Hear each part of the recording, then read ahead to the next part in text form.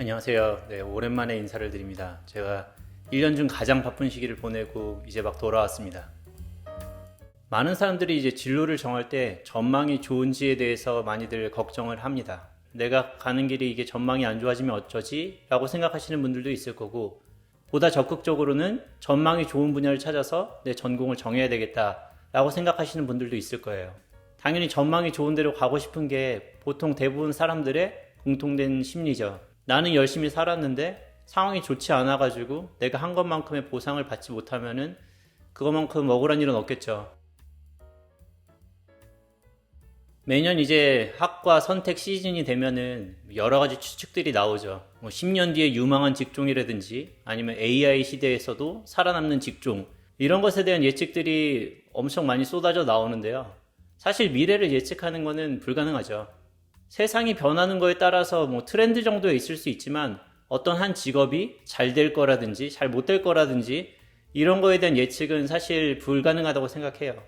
저는 여러분들이 이런 걸 예측하려는 시도까지는 좋은데 너무 많은 걸 기대하지 않길 바랍니다. 예를 들면 지금 상황이 좋은 분야에서 전공을 하고 내가 열심히 준비를 해서 이제 직업까지 이제 얻게 됐는데 그때 가가지고 상황이 좀 안 좋아질 수도 있고요. 또 다른 한 예로는 이제 미래에 좋아진다고 해가지고 내가 남들보다 한 발 앞서가야지 하고서는 열심히 준비를 했는데 이제 막상 미래가 됐는데 생각했던 것만큼 잘 안 풀릴 수도 있죠. 반대로 의도치 않게 내가 선택한 어떤 전공이 나중에 그 분야가 잘 돼가지고 그 덕을 보는 경우도 있겠죠. 그럼 모든 것을 운에 맡겨야 되는 거냐라고 하실 수 있는데, 저는 전망에 대해서는 너무 기대도 하시지 말고 너무 걱정도 하시지 않길 바래요. 몇 년 전까지만 해도 한국 문화가 이렇게까지 성공할 거라고는 많이들 예상을 못했습니다. 달리 말하면은 한국이라는 그 분야가 굉장히 유망한 분야가 된 거예요. 유튜브를 보다 보면은 한국인보다도 더 한국말을 유창하게 하고 한국 사람들보다도 더 한국 문화에 대해서 더 잘 알고 있는 그런 외국인들이 엄청 많은 걸 봐요. 만약에 한 10년 정도 전에 한국에 대한 관심이 지금보다 좀 적었을 때 만약에 이쪽 분야에 발을 들여놨다, 준비했다, 만약 그랬다면 그 사람은 지금 핫한 한국 문화의 덕을 보고 있겠죠. 그러면 이제 한국에 대한 컨텐츠가 이 정도까지 뜨지 않았을 때, 예를 들면은 한 20, 30년 전에 한국어에 대해서 혹은 한국 문화에 대해서 설명을 하려는 외국인이 있었다, 그랬으면 어땠을까요? 저는 그때도 그 나름대로 그 사람은 성공했을 거라고 생각을 해요. 오히려 조금 부족했어도 그 분야에서 나름 알아주는 사람이 됐었을 거라고 생각을 해요. 이유는 바로 수요와 공급이 어느 정도 이제 밸런스가 맞기 때문에 그렇죠. 그럼 다시 한번 질문을 한번 드려보겠습니다. 어떤 분야에서 전망이 좋다는 게 어떤 의미인가요? 제 생각에는 전망이 좋다는 거는 그 분야의 시장이 크다, 그 이상도 이하도 아닌 것 같습니다. 전망이 좋은 분야에는 사람들이 몰려요. 그만큼 경쟁이 치열하고요. 그 분야에는 돈도 많고 일자리도 많지만 그만큼 몰리는 사람들도 많아요. 경쟁이 치열합니다. 전체적인 파이가 커진 만큼 그 파이를 나누려는 사람들의 숫자도 많아요.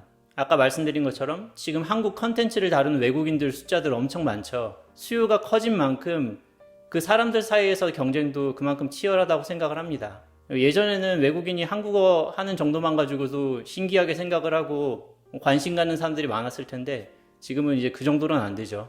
그래서 이제 전망이 좋은 분야를 선택을 한다 하는 거는 보상은 좀 더 클 수 있어요. 파이가 크기 때문에. 하지만 치열한 경쟁을 각오를 해야 합니다. 반대로 그렇게 인기가 없는 분야를 선택을 한다, 그것도 그렇게 걱정하지 않아도 되는 게 어느 분야나 어느 정도의 수요는 있기 마련이에요. 최소한 내가 어떤 분야를 전공한다, 즉 누군가한테 배운다는 뜻은 그 분야에서 누군가는 가르치고 있다는 뜻이잖아요. 제 생각에 전망에 대해서 논할 때 가장 주의해야 될 부분은 전망이 좋아진다는 기대 하에 많은 사람들이 모였는데 그 분야가 기대만큼 그 제속도를 따라가지 못할 때인 것 같습니다. 이런 분야를 선택하시면은 경쟁은 치열한데 보상이 크지가 않습니다. 고생하는 거에 비해서 얻는 게 너무 적어요. 파이는 작은데 곧 커질 거라는 기대하에 사람들이 많이 몰린 것과 비슷합니다. 그래서 내가 미래에 유망해질 직종에 대해서 선택을 한다, 그러면은 파이가 커지지 않을 수도 있다라는 그런 리스크를 안고 결정을 하셔야 됩니다. 다른 한 가지 조심하셔야 될 부분이 바로 시대의 흐름에 따라서 사양으로 접어드는 그런 분야들이 있어요. 이런 분야도 이제 전공한 사람들은 많은데 할 일이 사라지기 때문에 이제 경쟁이 치열해지거나 아예 그 분야 자체가 없어지는 경우들도 있습니다. 정책에 따라서 없어지는 분야들도 있을 거고요. 이제 기술이 바뀌면서 어떤 새로운 기술이 나와서 기존 기술이 없어지는 경우들도 있겠죠. 이런 분야는 현재 파이가 커가지고 많은 사람들이 모였는데 내가 맛보기도 전에 이제 파이가 작아지는 그런 거를 생각을 하시면 될 것 같아요. 제 생각에 그래서 이 두 가지를 제외하면은 어디나 다 비슷한 것 같아요. 하지만 만약에 경제적인 보상이 내 선택의 중요한 기준이다. 그렇다면 이제 경쟁이 좀 치열하다 하더라도 보상이 큰 분야를 선택을 해야 되겠죠. 만약에 그런 의미에서 이제 전망이 좋다라고 하는 거라면. 그래서 결론은 전망을 생각할 때 조심해야 될 부분들은 있지만 이왕이면은 여러분들 하시고 싶은 일 하라고 말씀을 드리고 싶어요. 만약 여러분들이 특별히 하고 싶은 일이 없다. 그럼 잘하는 일을 선택을 하세요. 전망이 좋은 데를 가려고 하시지 말고. 남들이 다 간다고 해서 그 전망 좋은 분야로 뛰어들게 되면은 그 남들과 같이 그 분야에서 같이 치열하게 경쟁을 해야 될 각오를 하셔야 됩니다.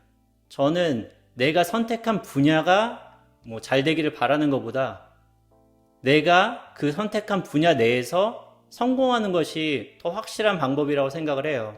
그것만큼 전망 좋은 미래는 없고요. 별로 하고 싶지 않은데 뭐 유망하다는 말에 현혹돼가지고 거기 경쟁에 내몰리지 말고 가능하면 내가 하고 싶고 내가 잘할 만한 일을 해서 여러분들이 유망한 사람이 되시기를 바랍니다. 긴 시간 들어주셔서 감사합니다.